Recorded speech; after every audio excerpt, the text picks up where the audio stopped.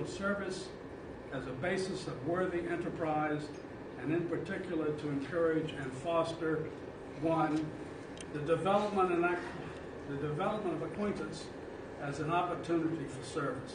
2nd, high ethical standards in business and professions, the recognition of the worthiness of all useful occupations, and the dignifying of each Rotarian's occupation as an opportunity to serve society. 3, the application of the ideal of service in each Rotarian's personal, business, and community life.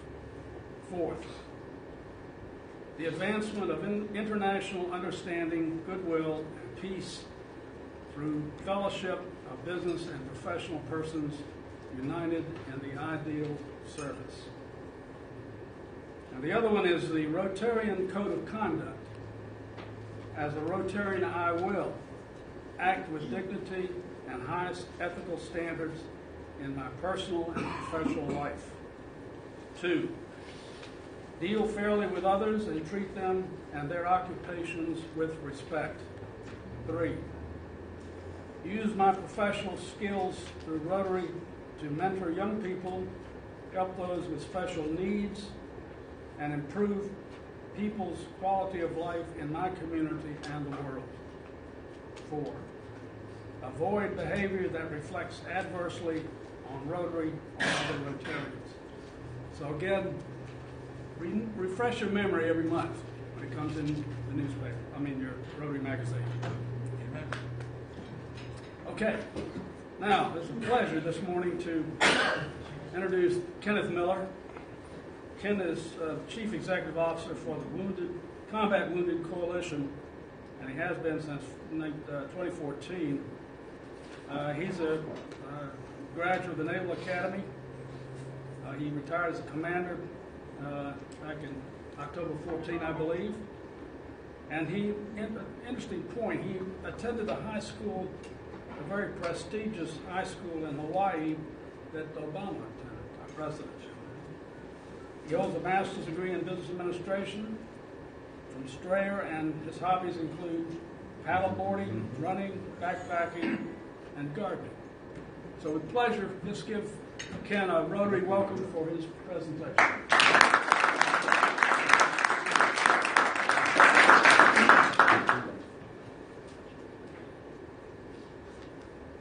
Good morning, everybody. Thank you very much for having me today. Just one correction. I'm the Chief Operating Officer. Actually, our Executive Director / CEO is Jason Redmond, and he does send his regards. He wishes that he could have been here for the speaking engagement. He is on travel, but he is the founder and Executive Director of the Combat Wounded Coalition. So, without further ado, next slide, please. Whoop, wrong button. Fix it. Sorry. So first of all, how many of you have heard of the Combat Wounded Coalition or our previous Wounded Wear, as far as what we refer to as known? Okay, great. That's fantastic. So our mission to optimize the potential of combat wounded warriors and families of the fallen by mitigating the effects of trauma, expanding personal capabilities, and inspiring our heroes to find individual, unique purpose to create the life and future they desire. So, with that, when a warrior is wounded, they lose a lot. In a blink of an eye, their goals, their aspirations all change, and they need guidance. Just a Rotary Club meeting. Getting back on track, getting redirected in life, and having a life plan set up for them. So that is one of the things that the Combat Wounded Coalition does, is help them personally find out what their unique needs are. Because every warrior is different. Every warrior is going to want a different purpose in life after their military career is ended, and we assist them and find them that path. The other thing that a lot of people do not know about our organization is that we do help Gold Star families. Gold Star family members, meaning families that have service members that have fallen in the line of combat. Next slide. So just some history about us. Jason and his wife founded the organization back in 2009. It was known as Wounded Wear at the time. It started as a concept when he was in the hospital and when he was going through through his 37 surgeries to reconstruct his face after he was shot in combat. He noticed that people would look at him on the street when he was walking down the road or when he was in a restaurant, and he didn't know if people necessarily knew that he was wounded in support and defense of our country. So he came up with the concept of coming up with a way of a warrior being recognized for the sacrifices that they made for the country. So it started with one shirt, and he had the shirt designed, and he started sending it out to fellow Purple Heart recipients. And working out of his garage with his wife and a neighbor, basically founded Wounded Wear, and from that we've expanded. So now we have an entire clothing kit that we send out to combat wounded warriors, and it's all packed up into a backpack, and anybody that connects with us and has proof of combat wounds, we send them out one of these clothing kits, and that begins the initial contact with us. Once we have them in our system, then we can begin to understand more about that individual and their family, and then we can help them and direct them and point them in the direction of organizations besides us that can assist them with putting together that life plan and helping them move forward with finding peace in their life. To date, we've distributed $1.2 million worth of clothing kits to warriors, and then we also have events that we bring them into, which I'll speak to later on in the brief. But just to give you an example of what some of our clothing looks like, this is an example of one of the clothing kits on the left side here. The backpack is up on the top of the photo there, but we pack it with a broad selection of clothing. We have collared shirts, we have T-shirts that are a little more racier on the kind of like the biker side. We do have female and male kits, and then we also put some books, some motivational books in there for them to read. And that's just our thank you for the sacrifice that they made for the country. We rebranded in July 2015 into the Combat Wounded Coalition. We felt that Wounded Wear didn't necessarily portray all the services that we provided to warriors. We thought it focused too much on the clothing. So our decision was to still consider the clothing aspect of the organization called Wounded Wear, but our overall name is the Combat Wounded Coalition because what we were trying to do was provide that life plan in conjunction with other for-profit and non-profit organizations that assist veterans in a multitude of areas, whether that's activities, services, medical treatment, etc. But what we wanted to do was form a coalition of all these organizations across the nation, because we recognize that not one organization can do it. The VA can't do it alone. The USO can't do it alone. The Wounded Warrior Project can't do it alone. None of these companies are big enough or have enough support to do it by themselves. It takes a coalition, and it's going to take all of us working together to help our warriors move ahead with their lives. We have 4 fundamental pillars that we support, and that's pride, power, purpose, and peace. And next slide.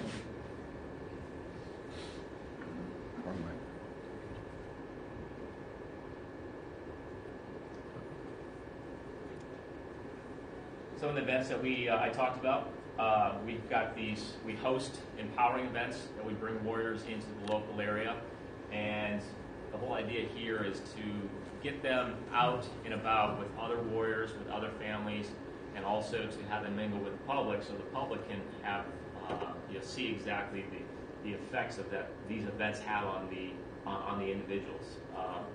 3 of our major events that we have are Toast to the Heroes. We just had this at the beginning of March. This is an annual event. So we just had our 6th annual Toast to the Heroes. This is a formal black tie gala. We held it at the Portsmouth Renaissance Hotel. And it really turns into a weekend of fellowship and camaraderie for the warriors and also for the Gold Star family members. In conjunction with that, we hold a silent auction. We have wine tasting and spirits and beers, craft beers at the event. We try and change up the entertainment that we have each year. This year was actually kind of an upscale Cirque du Soleil type of entertainment that we had done by a local group called Rotary.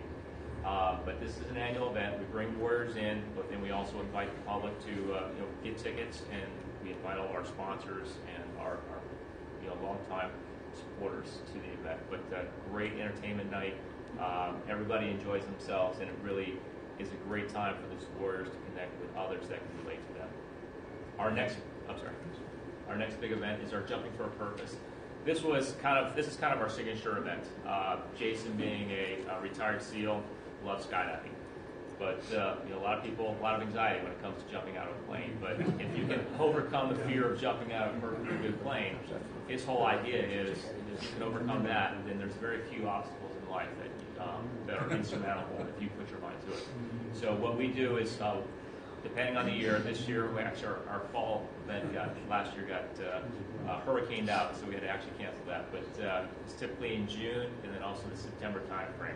We bring in warriors and we take them skydiving. We also bring in our families of the fallen and invite them to come also. So once again, it's a weekend of camaraderie, but it's also a weekend of empowering, letting that warrior know that they can overcome obstacles. They just have to put their mind to it. This year, or this coming June, it'll be done in conjunction with the USO's Patriotic Festival weekend, the first weekend of June, and we look forward to bringing in about 25 warriors to jump with us during the course of that weekend. And then the last one, we just had our second annual one in December. We have Heroes on the Runway, but it's kind of a fun night. It's a fashion show, so we bring in warriors and also families, and we have them walk the runway in the clothing that we have, our winter wear clothing. But then we also have local vendors. Dan Ryan's for Men was another contributor this year as far as the fashion goes. And then Dressology was another one that provides the fashion. But we put the men and the women into the fashion, and we have them walk the runway, and they have a great time on the catwalk. And once again, it's a great public event, and everybody enjoys that evening. So it's a feeling of pride being up on the runway, and then also a feeling of empowerment, knowing that they can do that, and people appreciate the sacrifice they make. Next. So I talked about our 4 pillars. So pride, we utilize the clothing. That was the first pillar that was created. We utilize that clothing for the warrior to wear and feel pride in the sacrifices and the scars that they wear in support of our country. Power, that is our empowering events that we bring them into. That's for our Jumping for a Purpose. That's walking the runway at our Heroes on the Runway event. And then we also want to utilize coalition partners that we create that offer other empowering events to point them in that direction. So a lot of these other companies, they'll provide fishing trips, kayaking, mountaineering, you name it. There's a lot of other veterans support organizations that offer all types of empowering events that get these warriors out of their houses, out of their seats, and gets them active with themselves and with others, and that kind of takes them out of their shell. Purpose. Everybody needs a purpose in life. When a warrior's military career ends, a lot of them lose focus on that purpose. What we want to do is redirect them and give them ideas for alternative purposes in life. Whether that's a new career, a new degree, education, housing, employment. All those things are available through other veteran support organizations. And once again, we are a conduit for the warriors that connect with us to go ahead and find that purpose in life. I was just at the Aviation Institute of Maintenance yesterday out in Chesapeake, and we're forming a partnership with them. So it's a great organization that supports veterans, and they do have the capability of allowing disabled veterans to a certain point to go through their 20-month aviation maintenance program and get their certification, and then a warrior can now work in the aviation industry as a maintainer of aircraft. That's just an example. We're forming these almost on a daily basis, being connected with other organizations that offer warriors purpose, and that's for-profit and non-profit organizations that offer that. We've had many different local organizations offer IT certifications and other educational benefits that the warriors can utilize. We just assisted a warrior down in North Carolina in getting a home built for himself. He is an amputee, so he needed a special home, and we assisted through the Gary Sinise Foundation to acquire the land down there, acquire the builders and the contractors necessary, and he's going to have himself, him and his family are going to have a house built for himself. So once again, it wasn't one organization that was able to help this warrior. It was us helping him connect to the many others that can make this happen for him. And then finally, our ultimate goal is to have every warrior and every family member come to peace with themselves, with their families, and with society. So many of the warriors, they might be wearing those visible scars of war, but it's the invisible scars of war that are the hardest to heal on them. So it's the PTS and the traumatic brain injuries that we're having a very, very difficult time with helping our warriors overcome. Many of you probably have heard the statistic, 22 a day. 22 a day, that seems to be, everybody's hearing that nowadays. Everybody's doing 22 push-ups a day in recognition of the 22 veterans that are committing suicide that are related to post-traumatic stress and traumatic brain injuries. What we want to do is help them connect with alternative treatments. The VA, they are overwhelmed. The VA does a great job with the amount of people that they have to deal with. I mean, I know the VA has gotten a lot of negative press, but on the whole, the VA does the best they can with what they have, and they help warriors as best they can. But their preferential treatment for the PTS and the traumatic brain injury is pharmacologically, and they tend to prescribe the pills, prescribe the medicines, and that's not necessarily always the answer. There are a lot of alternative treatment options out there that we can afford to send warriors to, work as a coalition, to help them have more of a long-lasting or a lifetime solution to their problems. Some of the centers that we're working with, we've got the HBOT, which is the Hyperbaric Oxygen Treatment Center, which is located at the Renova Center right down in downtown Northland. We also work with the Brain Treatment Center out in California that we sent warriors to. And there's a number of them across the nation that are offering these alternative treatments, whether it's using the hyperbaric treatment or magnetic resonance, or even kinesiology, which is adjustment of the body, balance of the body, from a chiropractic to just your nutrition makes a huge difference in a warrior's life. But they just do not have the necessary, or they haven't been given the direction to get pointed to these different alternative treatments. So our goal is to help each one that connects with us, get them pointed in the right direction, assisting them financially if possible, or us seeking financial assistance for them to get the grants they need so they can take 30 days off from work to get to these alternative treatment locations. So that is our ultimate goal, is to walk them through the 3 pillars, with the final pillar being the peace pillar and having them at peace with themselves. These are just some photos that I pulled from our various events. And we have our Jumping for a Purpose. So we've taken triple amputees skydiving. One of our most motivational ones is Tyler Southern. You can see him on the right side in his wheelchair. He's up also on the top there. Triple amputee, Lance Corporal, stepped on an IED, and like when his life changed, but he did not let that get him down. Tyler is probably the most positive person I know.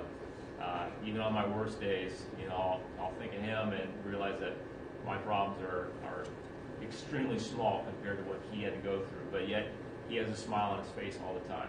He came back. He married his high school sweetheart. They just had their second child. So he has not let being a triple amputee stop him in the least. And like I said, he's the most positive person I know.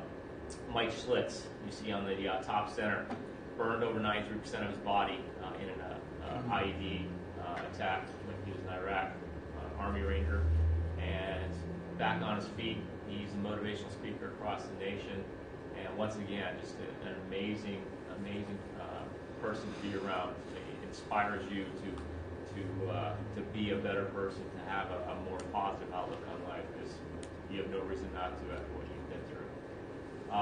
One of the other things that we do is, we don't differentiate as far as the warriors that we support. If you're a Purple Heart recipient, we recognize you. So some of the best feedback that we've received from warriors are actually from some of the Vietnam era. The Vietnam era Purple Heart recipients, a lot of them have said, this is the first time I truly feel recognized, for what I did for my country. And that's the kind of stuff that gets me up every morning and puts a smile on my face, and lets me know that I'm making a difference as far as the job that I do with the Combat Women Coalition. But Bob Gachet, he was at our event in December, at our Heroes on the Runway. Bob Gachet is a World War II vet, Marine, and he was injured in Iwo Jima during the Battle of the Pacific.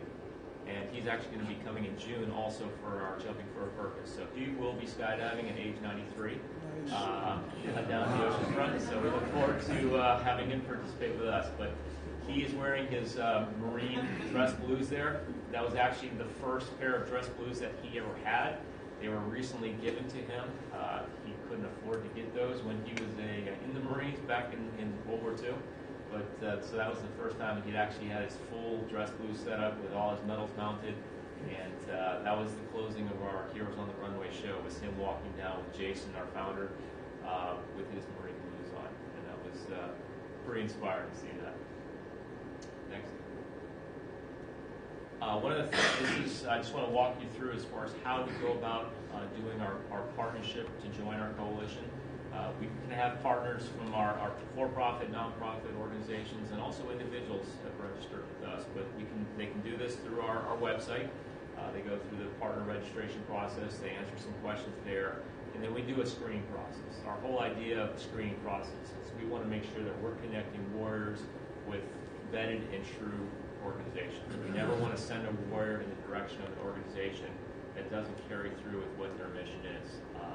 There's a lot of organizations out there. There's like over 50,000 veteran nonprofit organizations out there, and that's just the nonprofits. But a lot of them don't exist after a couple of years. So some of the screening things that we do when we have these requests for partnerships is we make sure that they've been in business for over a year. We make sure that they are listed on GuideStar or Charity Navigator. We want to make sure we're reading the reviews that are on the Charity Navigator or GuideStar forum.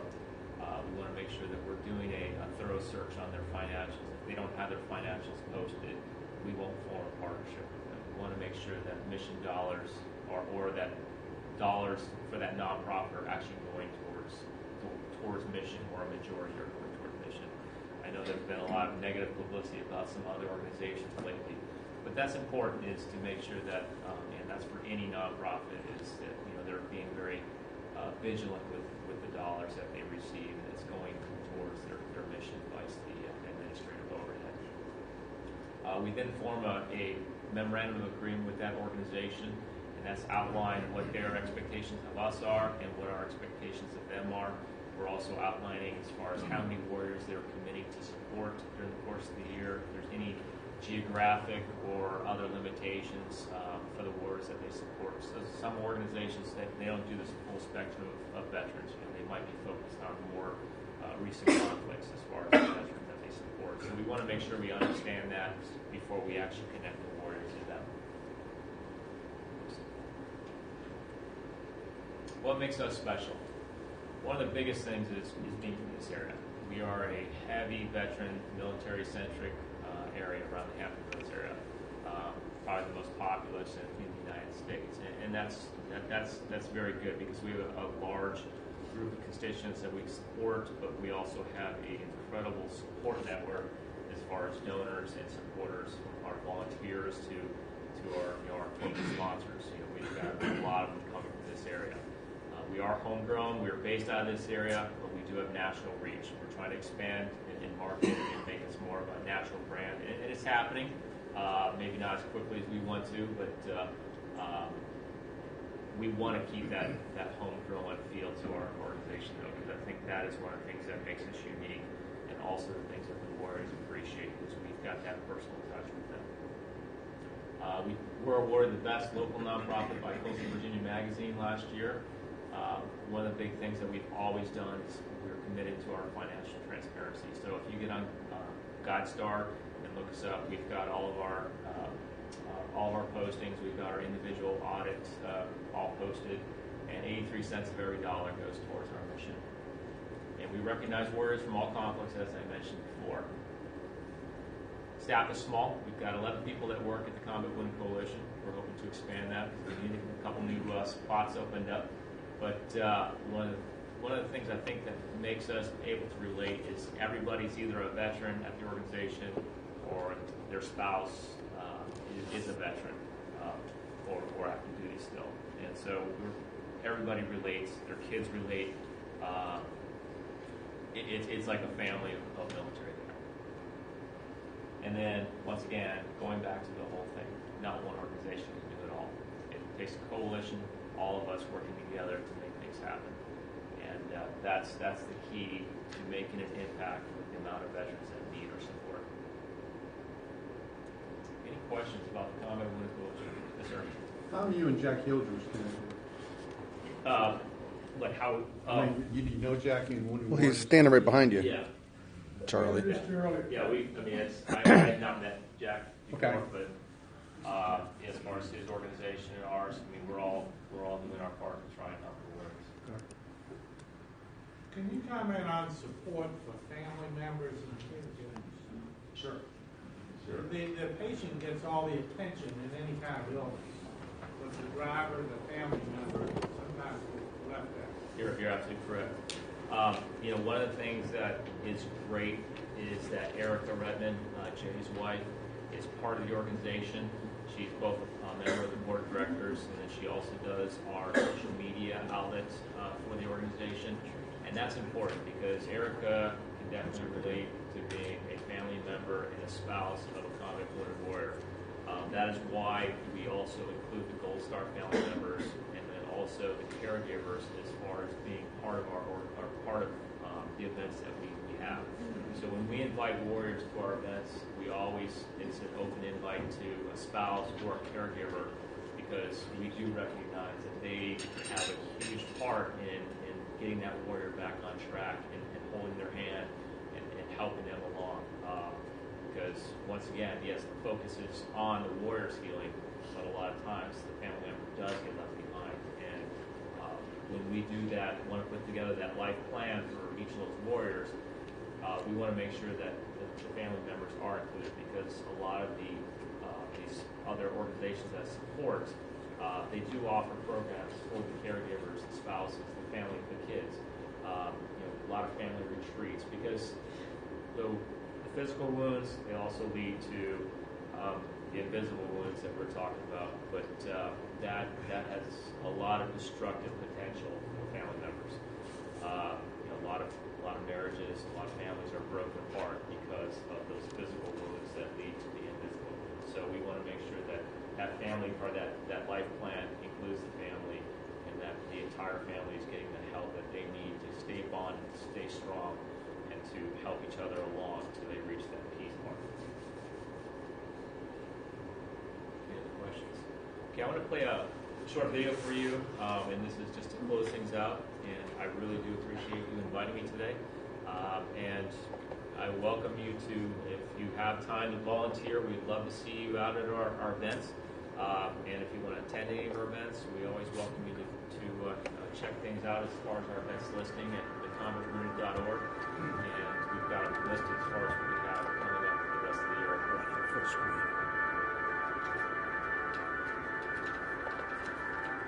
Battles leave scars, but the survivors are not broken.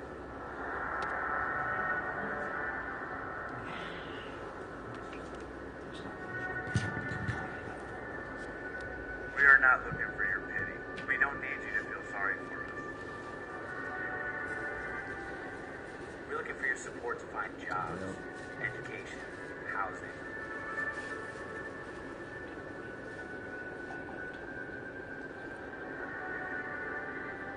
We're looking for the American dream, which we fought and sacrificed so you can achieve yours.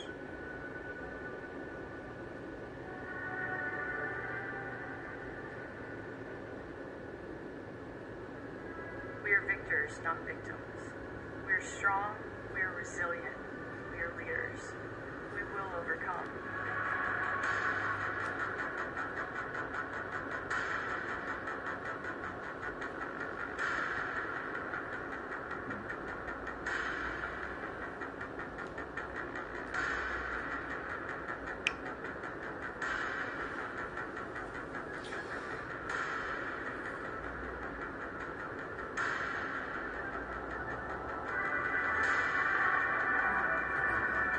Not for you.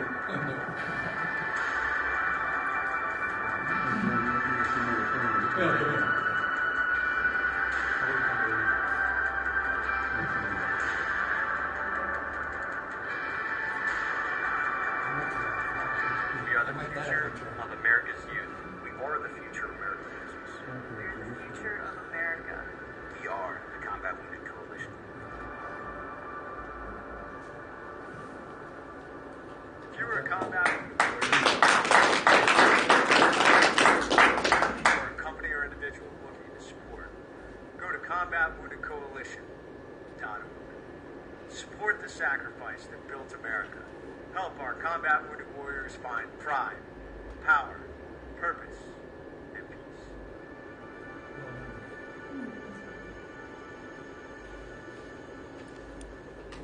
Ken, thank you so very much.